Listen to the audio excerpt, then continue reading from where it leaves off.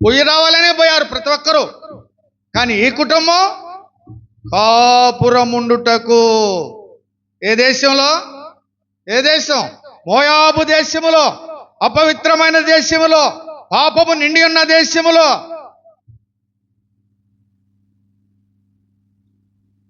అక్కడే స్థిరపడాలని ఆలోచన చేసింది కుటుంబం. భార్యాభర్త. ఎంతమంది కుమారులు? 2 కుమారులు. అనుకున్నారు, సొంత దేశాన్ని వదిలిపెట్టారు, సొంత ప్రాంతాన్ని వదిలిపెట్టారు, వెళ్ళిపోయారు. పోయేటప్పుడు ఎంతమంది పోయారమ్మా? ఎంతమంది పోయారు?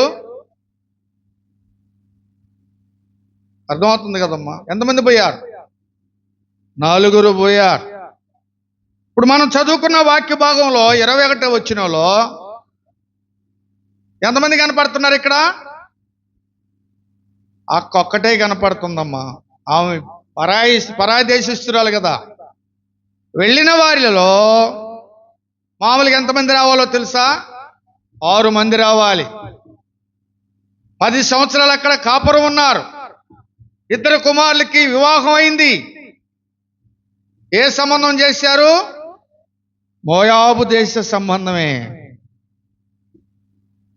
యెహోషాపాతు రాజు ఒక అపవిత్రమైనటువంటి నడవడిక నడిచే రాజుతో వియ్యముందాడు. దేవుడు హెచ్చరిక చేశాడు, నా శత్రువుతో నీవు స్నేహితుడు అవుతావా, బంధువు అవుతావా? అలాగే నువ్వు నాకు శత్రువు అన్నాడు. అలాంటి నిర్ణయం తీసుకున్నారు వీళ్ళు. దేశంలో ఎక్కడో కరువు ఉంటే బెత్లెహేములో కరువు ఉన్నట్టు కుటుంబం కదిలి మోయాబు దేశానికి వెళ్ళి 10 సంవత్సరాల కాపురం ఉన్నారు అక్కడ. 2 కుమారులకి వివాహాలని. 2 కుమారులు చనిపోయారు. పిల్లరా, పాపం వచ్చిన జీతం. పాపములో స్థిరపడేదానికి వెళ్ళారు. 2 కుమారులు చనిపోయారు. సమస్యలు ప్రారంభమైనవి. ఎక్కడో దేశంలో కరువు ఉంటే ఇంట్లో ఏమని చెప్పండి? ఇంట్లో ఏముంది? ఆమె ఇంట్లో ఆమె చెప్పింది. 21 వచనం చూడండి. నేను సమృద్ధి గలదాననై వెళ్ళి తిని అన్నది. కుటుంబంలో సమృద్ధి ఉంది. ఆ ఉండే ప్రాంతమే సమృద్ధి కలిగినటువంటి ప్రాంతం బెత్లెహేము. బెత్లెహేము అంటే రొట్టెల ఇల్లు, సమృద్ధి. ఒకడు క్రీస్తునందున్న ఎడల వాడు నూతన సృష్టి, సకల సమృద్ధి ఆయనలో ఉన్నాయి. బెత్లెహేములో ఎవరు జన్మించారు? కాబట్టి ప్రభు జన్మించిన స్థలం, సకల సమృద్ధి కలిగిన కుటుంబం, ప్రాంతం.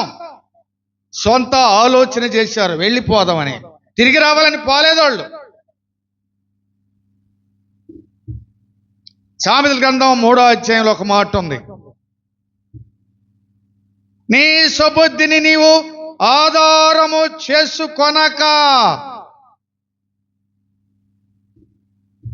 ఆలోచన నిర్ణయం సరైనదిగా లేకపోతే కుటుంబాలు పతనావస్థకి దిగజారిపోతాయి. సరైన సమయంలో సరైన నిర్ణయం తీసుకోలేదు నయోమి కుటుంబం. సరైన సమయంలో సరైన నిర్ణయం తీసుకుంది. ప్రభుని ఎరగనటువంటి అన్యురాలైనటువంటి రూతు. అందుకే ఆమె పేరు చరిత్రలో నిలబడిపోయింది, పరిశుద్ధ గ్రంథములో రాయబడి ఉంది. ప్రియులారా, నేను సమృద్ధి గలదాననే వెళ్ళి తిని యెహోవా నన్ను రిక్తురాలినిగా తిరిగి రాజేశను. ఎవరు చెప్పబడలే, ఆమె చెప్తుంది సాక్ష్యం. అంటే నాకు దేవుడు అన్నీ ఇచ్చాడు, నేను పోగొట్టుకున్నా, నేనే ఉత్తరవాదిని. ఒప్పుకుంటారు ఎవరైనా? బైబిల్లో అనేక మంది ఒప్పుకునే వాళ్ళు ఉన్నారు. తిమోతి పత్రికలో దుర్మార్గంగా ప్రవర్తిస్తున్నటువంటి పౌల్ని దేవుడు పట్టుకున్న తర్వాత రక్షణ పొంది ఆయన ఏమంటున్నాడంటే, పూర్వం నేను దోషకుణ్ణి, హింసకుణ్ణి, హానికరుణ్ణి. ఎవరి గురించి అయినా ఒక మాట అన్నావంట, అది ఎందుకులే ఇప్పుడు చెప్పేదే, సీరియస్ అయిపోతాను. నా నష్టానికి నేనే ఉత్తరవాదిని అంటుంది ఆమె. నా కుటుంబం అధోగతి పాలవటానికి నేనే, నా తొందరే, నా ఆలోచనే అంటుంది. మేటుకు ప్రియులారా, కరువులో వెళ్ళింది కానీ అక్కడ చూసింది కరువుని. ఇద్దరు కుమారులు చనిపోయారు, భర్త చనిపోయాడు, ఒక్కటే నిల్వ. అందుకే నేను రిక్తురాలను, ఒకదాన్ని నేను అంట. తర్వాత ఈ బెత్లెహేము నుంచి సమాచారాలు వెళుతూ ఉన్నాయి, అక్క నువ్వు ఎందుకు అక్కడ ఇబ్బంది పడేది, నువ్వు ఇక్కడికి రానని. ఒకానొక దినాన నయోమి తలంచుకుంది ఆ దేవుణ్ణి, తిరుగు ప్రయాణం కట్టింది సొంత దేశానికి రావాలని.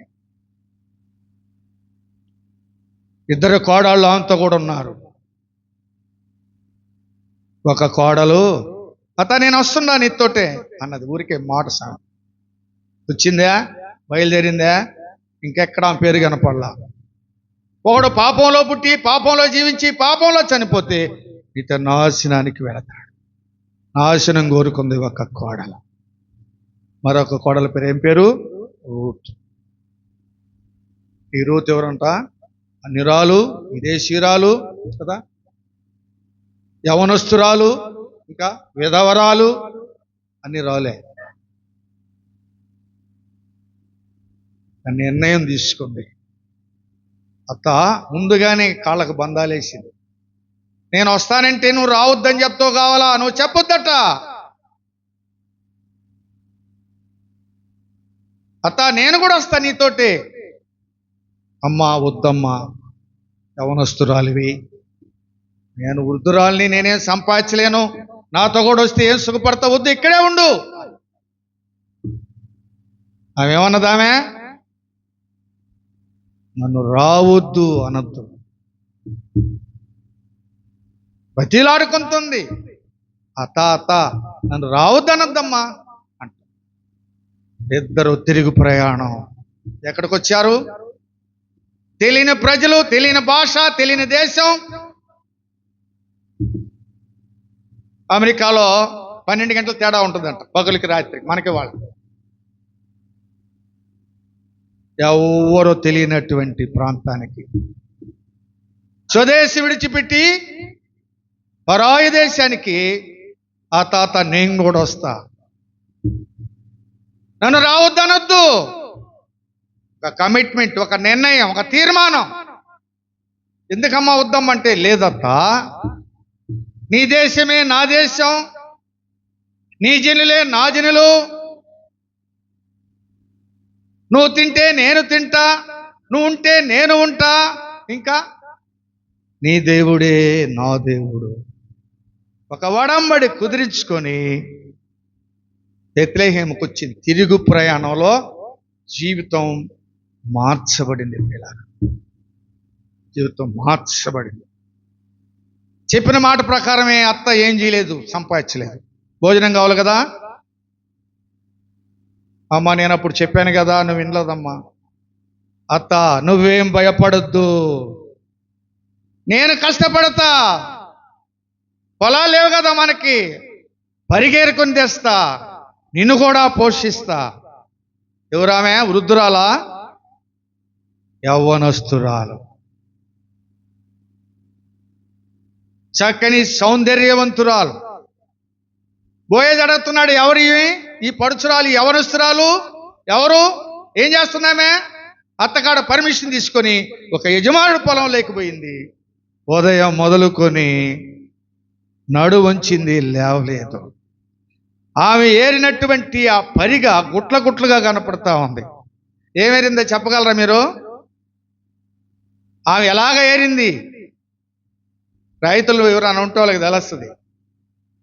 వరికోత మిషన్ దించక ముందు అంచులు కోస్తారు గెనుమ మీద చుట్టూ.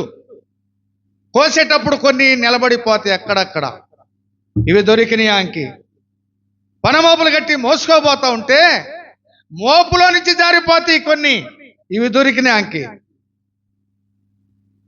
జారిపోవటం అంటే విశ్వాసములో, భక్తిలో, ప్రేమించే విషయంలో, ఇచ్చే విషయంలో. పొలం అంటే సంఘం. ఆమె కోరుకున్న పని సంఘమే. ఆమె కోరుకున్న పని కష్టపడటమే. ఈనాడు అనేక మంది జారిపోయేవాళ్ళు, బలహీన పడేవారు. ఒకరోజు వస్తే ఒక రోజు రారు, ఒక కార్యక్రమానికి వస్తే ఒక కార్యక్రమానికి రారు. 10:30కి చర్చ అయితే 11:30కి వచ్చేవాళ్ళు, 12కి వచ్చేవాళ్ళు, ఆరాధన సమయంలో వచ్చి కూర్చుండేవాళ్ళు. పనమోపంటే అనేక వడ్ల కంకులు, ఐక్యత, సమాధానం.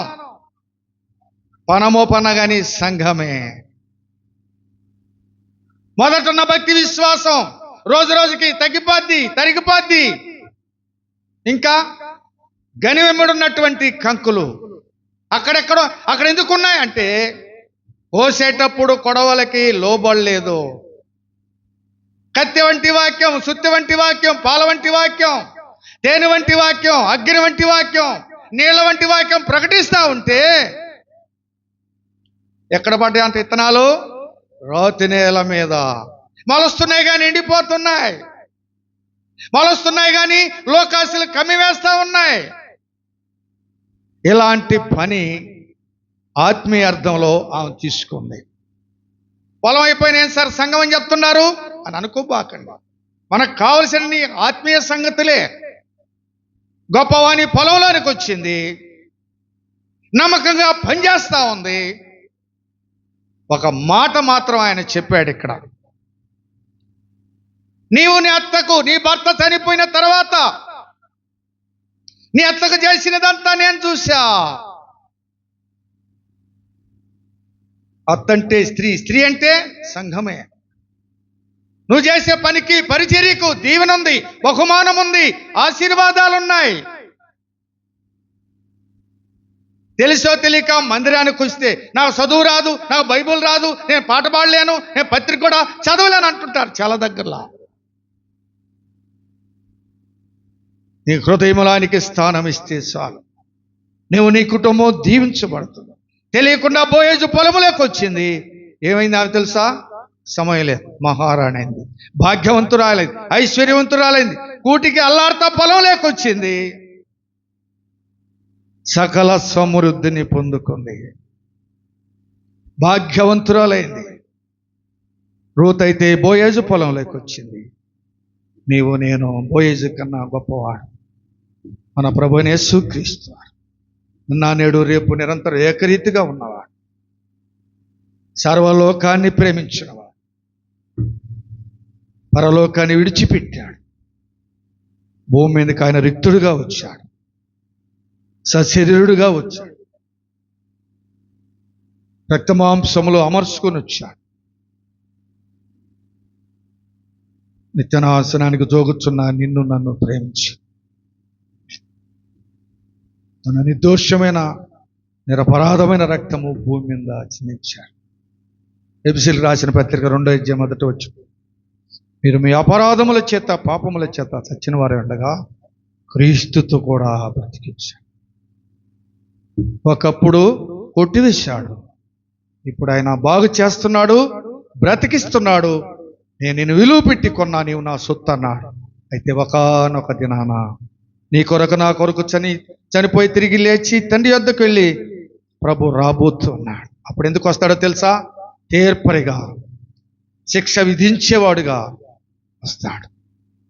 ఆ ప్రభు రాకముందే, ఈ లోకాన్ని విడవకముందే, నాకు శాంతి, సంతోషము, సమాధానం లేదని సంవత్సరాలు ప్రారంభం కాకముందే ప్రభువుని యేసుక్రీస్తునందు విశ్వాసం ఉంచి పాప క్షమాపణ పొంది మోక్షరాజ్యానికి వారసులు కావాలని ప్రభుపేట మన చేస్తుంది.